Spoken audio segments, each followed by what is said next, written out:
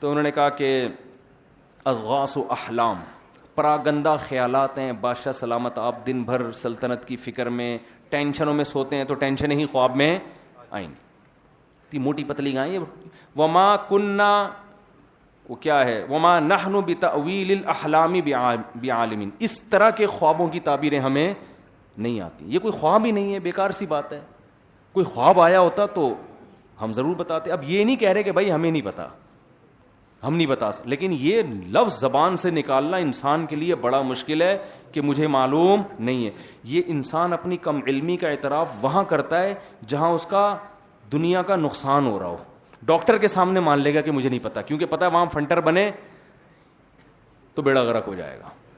جہاں دنیا کا معاملہ آ رہا ہو نا وہاں تو آدمی، ورنہ جہاں نہ ہو تو وہاں کوئی بھی نہیں مانتا کہ مجھے نہیں پتا، سب کچھ مجھے ہی پتا ہے بس. تو وہاں جو ہے نا وہ اس کو ایک دم یاد آیا کہ ابے مجھے بھی تو خواب کی تعبیر یوسف نے بتائی تھی اور بالکل صحیح نکلی تھی، تو انہی کے پاس جا کے پوچھنا چاہیے. فوراً پہنچا، بھاگتا ہوا آیا اور کہہ رہے یوسف ایھا الصدیق، اے میرے دوست. اب دیکھو اپنا مفاد ہے تو اب القابات لگا لگا کے یوسف علیہ السلام سے تعبیریں پوچھی جا رہی ہیں. یہاں سے یوسف علیہ السلام کی رہائی کا سلسلہ شروع ہوا. بالآخر یوسف علیہ السلام بادشاہ کے دربار میں پہنچے. بادشاہ کو بڑا اچھا لگا، یار زبردست تعبیر، اور یہ اس کو لگا کہ یہ سچی تعبیر بتا رہے ہیں.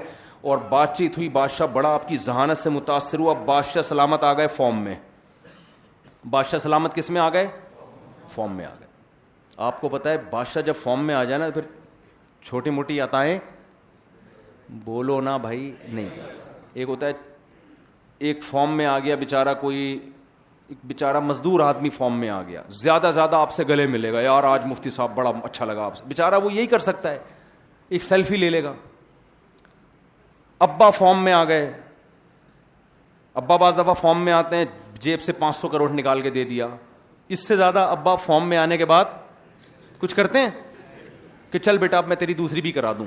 اتنے فارم میں ابا کو پتا میرے دادا کبھی اتنے فارم میں نہیں آئے تھے تو میں کہاں سے اتنے فارم میں آؤں. ایسا نہیں ہوتا. تو جتنا لیول بڑا ہوتا چلا جائے گا فارم میں آنے کا رزلٹ بھی اتنا ہی بڑا ہوتا.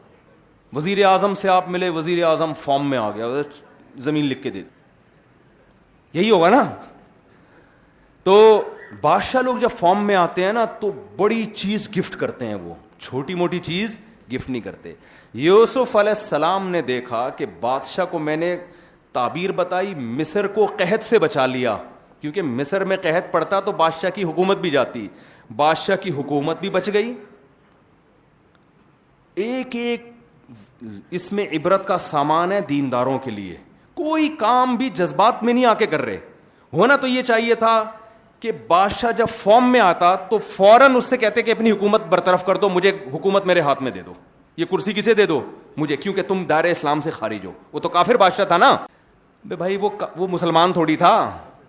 تم کافر ہو، دائرہ اسلام سے خارج، تم اسلام قبول کر لو.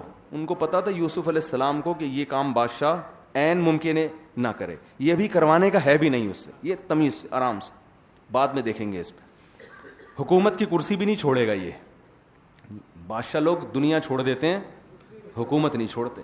کوئی بات نہیں، گورنمنٹ تمہاری رہے گی. بادشاہ جب فارم میں آئے نا، یوسف علیہ السلام سے کہا کہ بھائی آپ کے ہمارے پاس ایک زبردست اب ٹھکانہ ملے گا آپ کو. تو مطلب اس کا یہی تھا کہ اب آپ کو کیا چاہیے.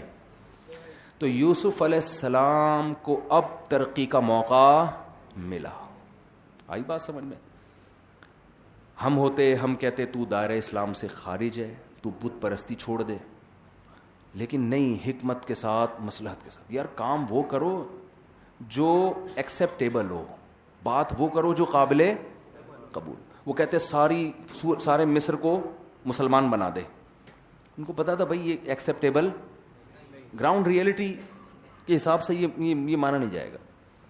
وہ کہہ سکتے ہیں نا میں تو پیغمبر ہوں، میں تو توحید کے لیے آیا ہوں. وہ یہ بھی کہہ سکتے تھے کہ مجھے ایک مدرسہ بنا دو. مجھے کیا بنا دو؟ مدرسہ بنا دو جہاں میں بچوں کو پڑھاؤں گا. یہ بھی کہہ سکتے تھے مجھے ایک مسجد بنا دو. بھائی مسجد بھی ضروری ہے، مدرسہ بھی ضروری ہے. بادشاہ ہے، اس سے اس کے حساب سے آپ چیز مانگو. ایسی چیز مانگو کہ اس سے اونچی کوئی ہو نہیں اس وقت. لیکن وہ قابل قبول بھی. بادشاہت مانگو گے نہیں ملے گی. یوسف علیہ السلام کو معلوم تھا قحط پڑنے والا ہے, اور جب قحط پڑتا ہے تو سب سے زیادہ جو ویلیو جس عہدے کی ہوتی ہے وہ وزیر خزانہ کی ہوتی ہے. سمجھ میں آ رہی ہے بات کہ نہیں آ رہی ہے؟ کیونکہ لوگ پھر بادشاہ کو بھی نہیں دیکھتے. جب ملک میں مہنگائی بڑھتی ہے تو گالیاں کس کو پڑتی ہیں؟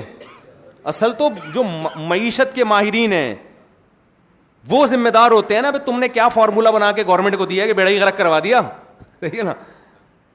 تو قحط میں ملک کو چلانا جو صحیح چلا کے دکھا دے گا اگلے الیکشن میں وہی آئے گا. یوسف علیہ السلام کو پتا تھا کہ بادشاہ کو بادشاہت میں رہنے دیا جائے, مجھے وزیر خزانہ اگر بنا دیا جائے, مدرسے بھی بنیں گے, مسجدیں بھی بنیں گی, اور بادشاہت بھی میرے ہاتھ میں آئے گی, پھر جو کرنا ہوگا تسلی سے بیٹھ کے کریں گے. یہاں یوسف علیہ السلام یہ بھی نہیں کہہ رہے کہ مجھے عہدہ نہیں چاہیے, میں تو مجھے ایک چھوٹی سی خانقاہ بنا دو, چھپڑ میں بیٹھ کے اللہ اللہ کیا کروں گا, کونے میں اللہ اللہ کیا کروں گا, ایک خانقاہ کھولوں گا. نا نا نا نا نا, ابھی کامیابی کا موقع ملا ہے تو کامیابی کی جو انتہا جس کو سمجھ رہے تھے وہ موقع اپنے ہاتھ سے جانے نہیں دیا. فوراً کہا اجعلنی علی خزائن الارض, زمین کے جو خزانے ہیں ان کا نگران مجھے بنا دیں, وہ سارے میرے ہینڈ اوور کر دیں. انی حفیظ علیم, اور یہ ایبلٹی جو قابلیت ہے وہ بھی بتائی کہ میں محافظ بھی ہوں, اس میں خیانت نہیں. وزیر خزانہ میں 2 قابلیت کا ہونا ضروری ہے, ایک وہ خود خزانے کھانا نہ شروع کر دے. اکثر ہمارے ملک میں ایسا ہوتا ہے کہ خزانے کی سب سے زیادہ حفاظت وزیر خزانہ سے کرنی پڑتی ہے. کیا خیال ہے؟ نہیں آئی بات؟ بہت گہری بات کہہ گیا ہم ہے بھائی. سب سے زیادہ حفاظت کس سے کرنی پڑتی ہے؟ وزیر خزانہ سے. کہ بھائی عوام سے خطرہ نہیں ہے, خطرہ کس سے ہے؟ ہمارے وزیر خزانہ کی بات نہیں کر رہا, ان کے علاوہ کی بات کر رہا ہوں. جو وزیر میں نے اتنی شہرت ہو گئی نا, ہر جگہ بیان, میں نے ڈی سی کی ڈپٹی کمشنر کے بارے میں نے کہہ دیا یار ایسے, وہ تو ڈپٹی کمشنر کے گھر میں وہ کلپ چلنے لگا. اس کو لوگ کہہ رہے ہیں مجھے اب تمہارے بارے میں کہہ رہے ہیں. اس کا فون آیا, میں نے کہا بھائی میں نے آپ کے بارے میں نہیں کہا. پھر میں نے وہ بیان ہٹوایا, میں نے تو نہیں کہا تھا کہ وہ ڈپٹی کمشنر, تو ظاہر ہے ڈپٹی کمشنر تو ڈپٹی کمشنر ہی ہوتا ہے نا, 2 تو نہیں ہوتے ایک علاقے میں. تو وزیر خزانہ جو ہمارے ہیں ان کے علاوہ کی بات کر رہا ہوں میں, کہ سب سے زیادہ خزانے کی حفاظت کس سے کرنی پڑتی ہے؟ وزیر خزانہ سے. تو یوسف علیہ السلام نے کہا میں خزانوں کا محافظ ہوں, اس میں خیانت نہیں کروں گا. علیم, یہ علم بھی جانتا ہوں. ایسا نہیں ہے کہ میں نیک ہونے کی بیس پہ آپ سے وزارت مانگ رہا ہوں. نیک ہونا الگ چیز ہے, کسی عہدے کو چلانے کی صلاحیت ہونا الگ چیز. لوگ آج کل یہ بھی دیکھ رہے ہوتے ہیں کہ بندہ نیک ہے تو یہ عہدہ اس کے حوالے کر دو. او بھائی وہ اس کے قابل بھی ہے یا نہیں ہے؟ یہ بھی ہمارے دینداروں میں ایک فالٹ پیدا ہو گیا ہے, یہ بھی ایک فالٹ پیدا ہو گیا ہے.